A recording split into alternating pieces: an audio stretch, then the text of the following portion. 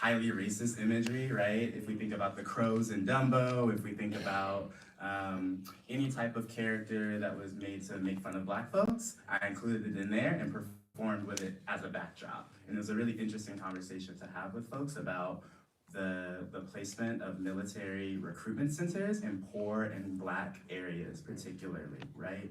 And I see that particularly as a key area that we need to investigate in terms of understanding the military-industrial complex.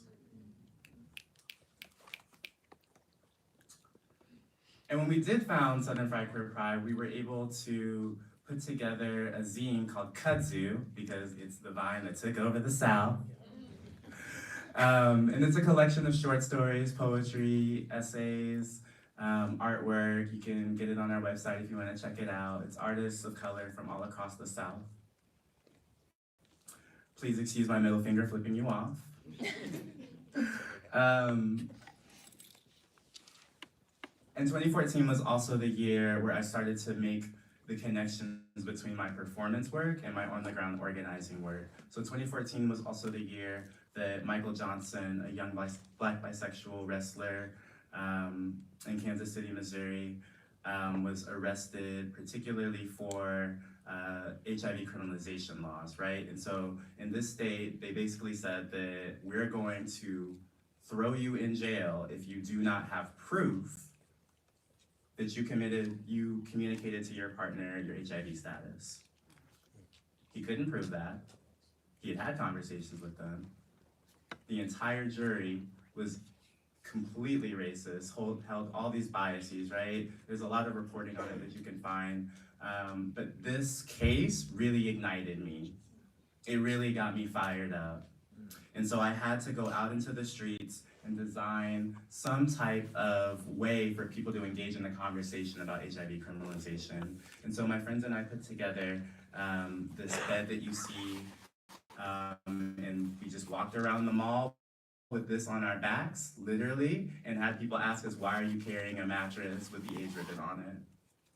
Oh, you want to know? Let's talk about this man's case. Let's talk about how you think about it. Let's get you signed up to come to a meeting to talk more if you are really interested in these issues and how they affect everyone. This was the start of my foray into street art, street activism, and I really, really enjoyed it. So now I'm getting out there, I'm making artwork, I'm connecting the dots between different systems and structures in my own personal life, right? And then 2016, HB2 happens. And the whole nation is talking about trans everything, trans anything.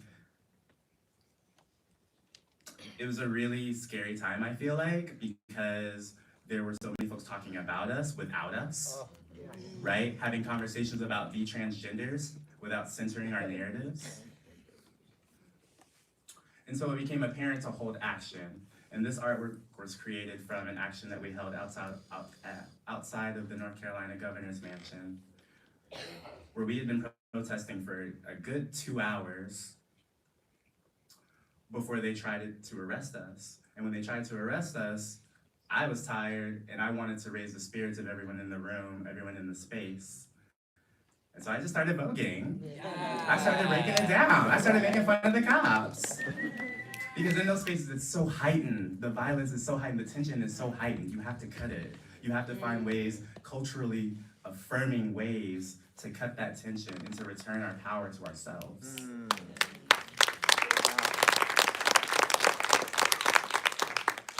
And when we're able to turn our power back into ourselves, right? We're able to reach out into our communities.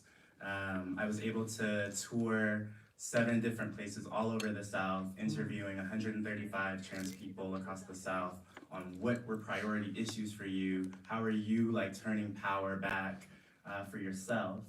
And this resulted in the Grapevine Report, which you can find on the Transgender Law Center website. But I'm really proud of that report. It's one of the only community reports that exists on Southern trans GNC folks that's done by community members.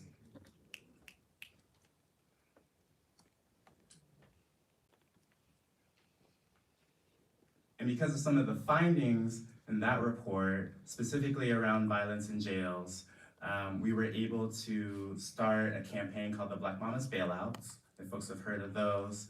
This was an effort to bail out Black mothers, Black femmes, Black non-binary folks, Black trans women on Mother's Day so they could be returned to their families, because we view Black matriarchs as the head of the family. We view these people as being integral to our communities, right?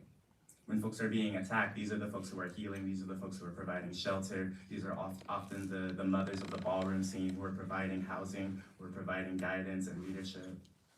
And so for us, it made sense. We have to protect the mamas.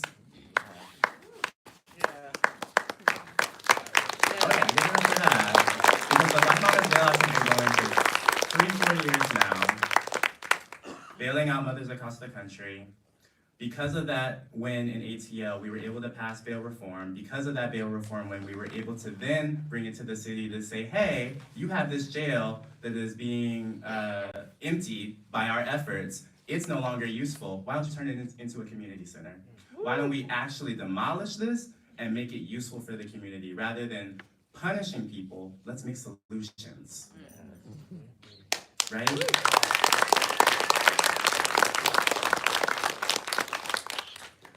And so I include this just to say that your efforts do lead up to something, even if you think that your efforts are only a small change, only a small reform, only a small window, a small opening. That small opening is enough. It is a crack in a huge system, and we need all the cracks we can get to make this thing break.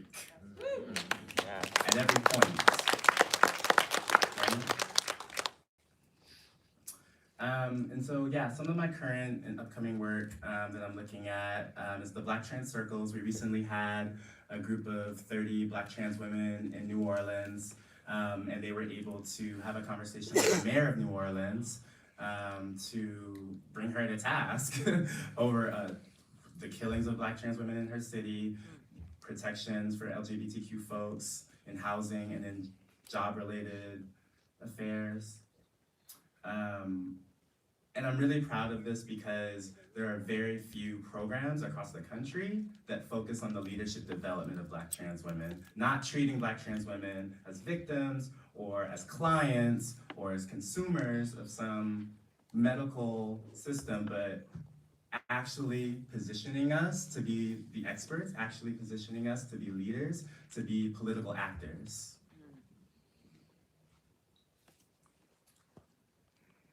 I'm also working on a version of the Movement for Black Lives policy platform. If you're familiar with that, this came out a couple years ago, and it was a response to the Movement for Black Lives, to the Black Lives Matter movement, really, that really named key demands that we need to be pushing for nationwide. However, it didn't go as deep as it could have gone in terms of gender, and in terms of specifically trans and non-binary Black folks, right? We need to fix that. And so I'm working on an agenda along with Indigenous folks, folks who lead migrant justice work, folks who work on disability justice, folks who lead organizing for sex workers, and folks who lead organizing around decriminalizing HIV. We're all gathering as a coalition to put together an agenda that we think we can move in 2020. And so y'all need to be looking out for that. To sign on to it, to add your thoughts, to add your input. We're going to be looking for everybody, literally everybody across the country to put into this. And last but not least, I do all this organizing and I'm also an artist. I work with the House of Pensacles, which is a Black trans production house based out of Durham, North Carolina. I'm one of 5 film fellows, and I'm really excited to be putting together a short film about the life of Frances Thompson. Frances Thompson was a formerly enslaved trans woman living in 1860s Memphis, Tennessee. She's a key part of the Memphis, Tennessee race riots. She was the one who brought the testimony against those 6 white men who started the race riots. And when they found out that she was transgender, they ran her out of town. She was running a house for formerly enslaved Black girls to be able to have shelter, to be able to have food, to be able to have safety. We don't talk about her. I barely knew about her when I was doing some research, and I can barely find anything about her, to be honest. but her story deserves to be told nonetheless. Because there are so many stories of trans trailblazers across the South that are untold, because the language was not there, because people did not want our stories to be told. And so I hope that my efforts in bringing it to the silver screen actually enlightens people and educates people that we've always been here and we are not going anywhere.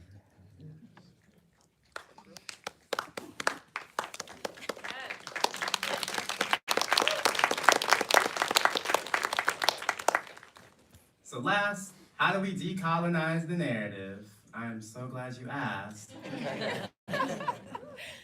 We build political homes, like Song, like BYP 100, like Southern Fried Queer Pride. We build homes for people to come to. It doesn't have to be a physical space, but it is a space where people come to grow and to develop their leadership.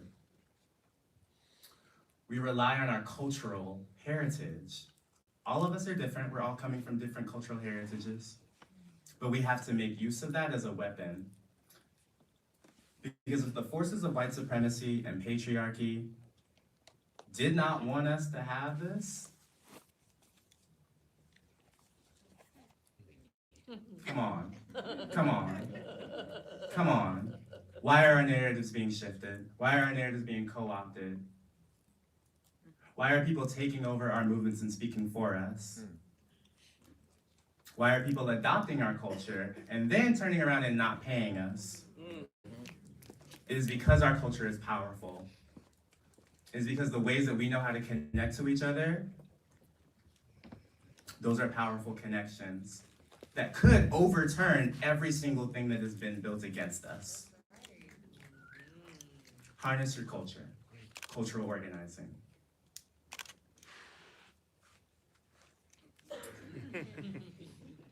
And don't panic, organize.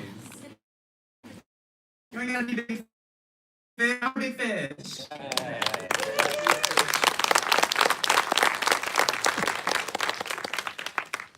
And last, I just want to leave y'all with a little recap video of this past year's Southern Fried Queer Pride Festival, as if you were there.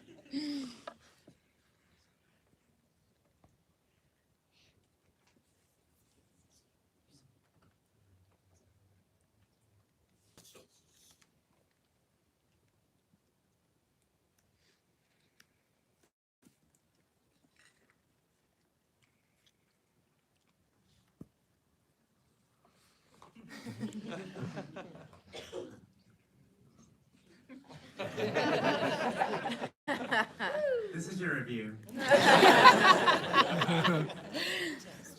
you learn anything? Yeah. Okay. All right, yay! So that's my time. If you want to catch up with me, that's my email, micky@lostcenter.org. I also, ooh, that is bad formatting. Anyway, I have to make sure that I include Miss Major's Giving Circles. She's one of our trans elders. If you know about Stonewall, you know Miss Major. She does not have health insurance. She does not have a 401k. And so it is our duty as her community to support her for her livelihood. And so I make sure to include this in every presentation that I give. So if you could make sure that you donate even $1 to Miss Major, that would be wonderful. And if you tell her that Micky sent you, she will really light up. Yeah.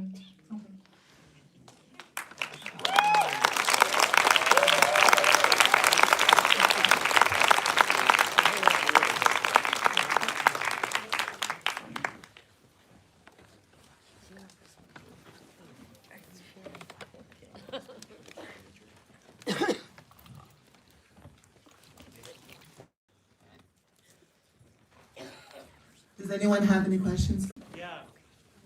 Where in the U.S. has it been the hardest to be a trans activist out on the road? Maybe Montana? I don't know that there's like a hardest. I think it's just hard overall. Yeah. But I feel like in places where there are less folks who are willing to make space, whether that be physical space or holding space in their living rooms, I think it becomes harder for folks to get together. I do know spaces in rural and small towns where folks are, ooh, why am I speaking like that?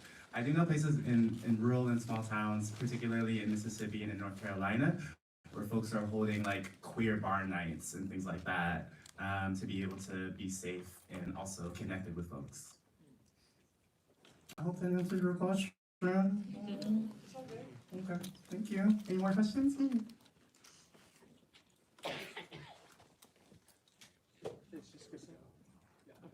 Hi, sister. I have a quick question for you. So, I have been working in the trans community for many years, and I've been trying to break through the justice system in order to support some trans women who are incarcerated.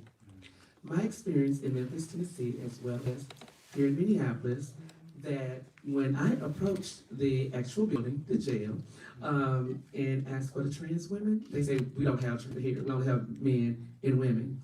Are you able to give me some kind of insight on what would you guys break through in order to get past that trans people actually exist in the jail? Because I had like, a lady to be on the phone with me when I was at the counter, right, to go in, and they were like, we don't have trans people, and she's like giving her name, and she's like, I'm here, Miss Renika, I'm here, I'm in the building, and I was like, no, we don't have trans people, so I had to walk away because at some point, you know, I didn't want to be in there with her, so I walked away. So, are there any kind of, do you have any ideas or any, I don't know, ideas that you guys used in order to, I think one of the things you was talking about was Free Mama or something, I think that was the name of it, for Mother's Day. The Black Yes, Mama's Bailout. yes. Is there anything like in that movement or in that process that you can kind of throw my way to help me get past the jail people? Absolutely. What was your name one more time? Renika Evans. Thank you, Renika. Okay. So if I heard you correctly, you want to know more suggestions around how to get around people who run these institutions not knowing how to actually identify trans and non-binary people, right? And telling you that they don't have any when you know they have people. Erasing trans people. Right. Yes. Yes. No, we definitely ran into that issue through the Black Mamas bailouts, where in different sites, folks had to do letter writing campaigns to find out who was locked up. In some cases, we just knew through community. And in one experiment, someone got their your like license or whatever online to like become a reverend, and so they used that to get access into the jail and to be able to like actually like sit with folks and meet with folks. Right.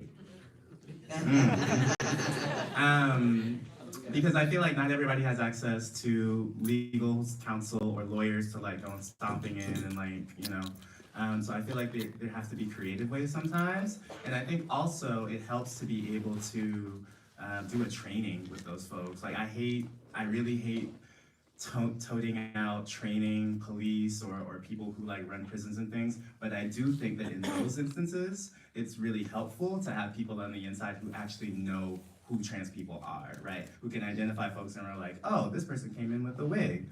Let me make sure that I'm correct in their pronouns. Things like that. Thank you. I hope that's helpful. And I can talk to you more after too if you want more specific stuff.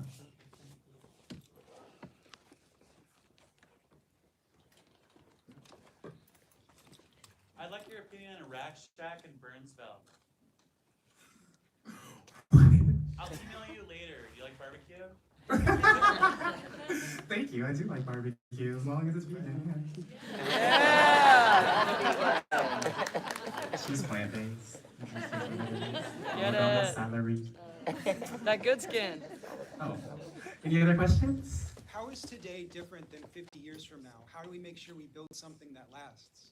Right, that's a great question. How is today different from 50 years ago? 50 years ago, we did not have people in positions of power. 50 years ago, we did not have media that was about us and created by us, i.e. Pose. 50 years ago, we did not have support, actually, for some of these nonprofits that train organizers. That money was not there. And I feel like partly also like the movement for Black Lives really opened up a lot of conversations to free up a lot of money. And 50 years ago, we didn't have y'all. Woo! That's the difference. We here.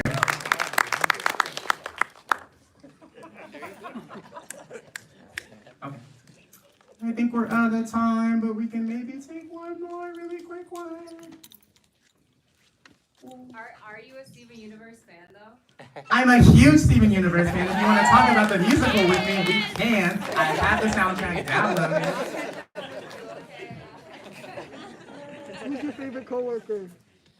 My favorite coworker at the Transgender Law Center is not Oluchi. Wow. Thank you for asking. All right, I love y'all. Thank you so much.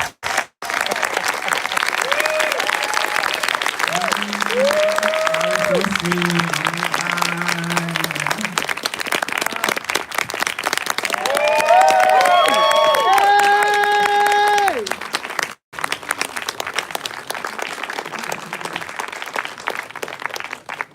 Give it up for this amazing Micky B. Speaking to the 6th annual Trans Equity Summit here in Minneapolis. And so hopefully we can get Micky B to get a photo with the Prince star before you go home. Oh, yes. Yes. Absolutely. I want it. So I'm really excited because another favorite person I get to introduce, I'm super excited.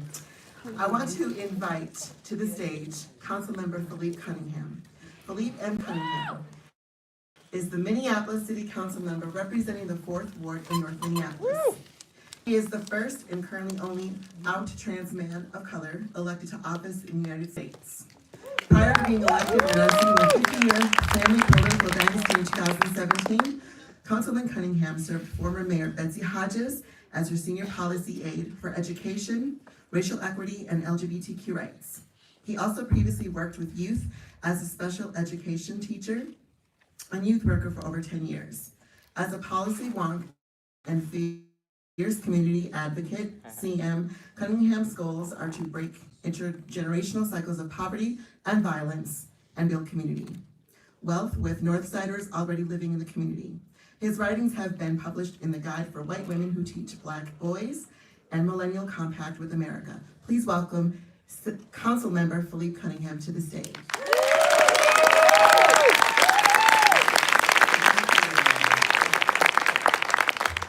Shimmer's one of my favorites, so thank you. It's always so nice to be able to share space with you. So Trans Equity Summit, my beautiful, beautiful people. I'm so grateful to be here. Thank you everyone for attending, participating, and just being present. I want to give a big thank you to the Walker for donating this space. Incredibly generous. I also want to make sure that I give a big thank you to Track and all the staff, volunteers, and program partners who made today possible. So let's give it up for them. So I'm really excited to be able to share that I am a huge fanboy of Micky B's. So I'm so grateful that they're here. And thank you, Micky, for sharing your story, speaking truth to power about the colonization of our narrative. Thank you for being here. Let's give it up one more time for Micky B.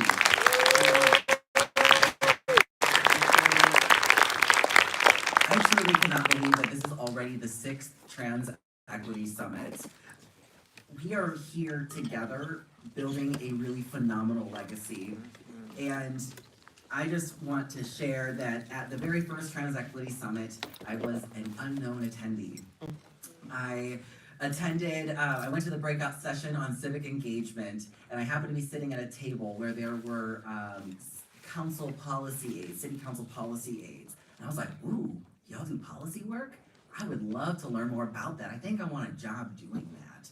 And so I got invited after that to come to City Hall, and there just by chance, it was like the stars aligned. I met Andrea Jenkins for the first time. I met Ilhan Omar for the first time. For whatever reason, Keith Ellison, who was never at City Hall, I met him and he was like, hey, you should come to a trans roundtable I'm hosting. I was like, awesome.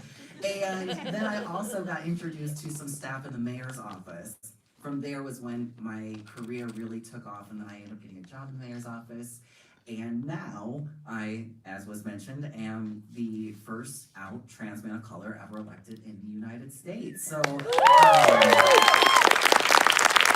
just think that it's so important for me to remain in this space, how grateful that I am for the leadership of Council Vice President Jenkins. She created the space for us and has continued to build on that every year. So can we please give a big round of applause for that?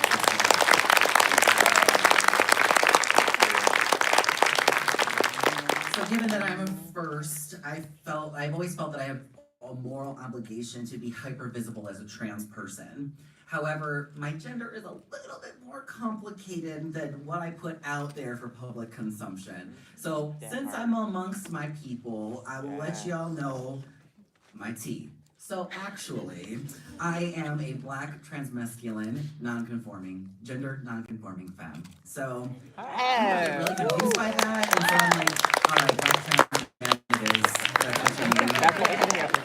The thing is that the normies just can't quite digest all of those words, and so that's why I'm so grateful for work that's happening like today around shifting and decolonizing the narrative about us by us. We are doing that work, and I'm so grateful for all the leadership, the leaders like Micky B doing the damn thing. So thank you so much. Representation matters. That's one thing that I really see now in my own life. I have community office hours 2 times a week when I just sit out in the community, and anybody who's a resident, really anybody, could come up and just sit down with me one-on-one and have at least 15 minutes where we talk. And I can tell you that I've had at least 7 different parents come and meet with me during my office hours because they're like, I think my kid is trans. How do I support them? And so that's something that I've just really come to fully understand. And Micky, I want you to know one more thing about Minneapolis before you leave, besides Prince, is that we are the only place in the world where there's not 1, but 2 out black trans folks on the city council. On any elected body. Andrea and I make up the only transgender caucus in any legislative body anywhere. My sister, Council Vice President Jenkins, is the truth, y'all. Like I said, she created this space because trans and gender non-conforming folks needed somewhere for us to gather, feel supported, and build our power together. And now, 6 years later, here we are. This is so, so amazing and powerful to be a part of this. I just want to encourage folks to not let all of this power and connections that have been created here in this space to stay here in this space.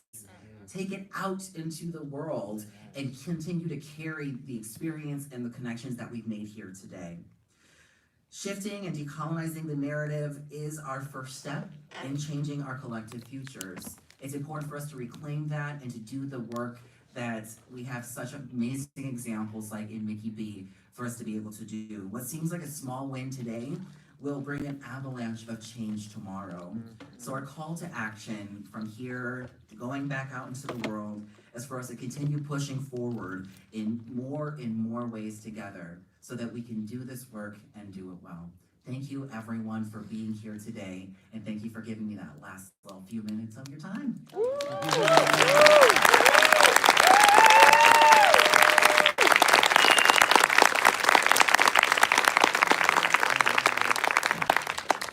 Thank you, Councilmember Cunningham. Amazing, I have to say. And thank you to all of our amazing presenters today. And of course, we want to thank our sponsors. We want to thank the Women's Foundation of Minnesota for their sponsors for our reception today here at the 6th Annual Trans Equity Summits.